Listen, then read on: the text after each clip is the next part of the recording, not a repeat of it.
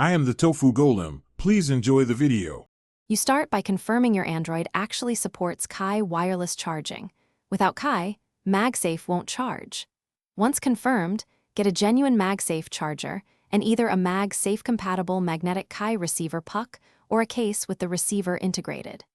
Plug the MagSafe charger into a USB-C PD wall adapter rated 18W or higher. This ensures the charger can negotiate the proper power.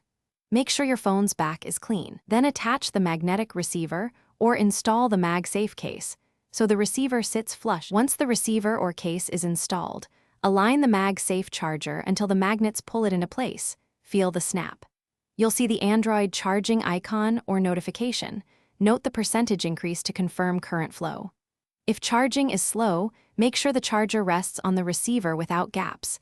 Thin cases usually work, but thick or metal-backed cases prevent contact. Also, remove credit cards or metallic plates from between surfaces because they block the coil and can damage cards or reduce charging efficiency. To finish, secure the MagSafe charger in a compatible mount or stand so the magnets keep steady contact during use. This prevents intermittent charging.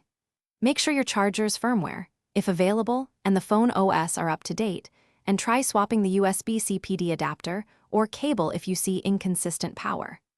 If it still won't charge, check alignment again, remove any thin screen protectors or metal inserts, and test the receiver on another Qi phone. That isolates whether the receiver or your phone is the issue.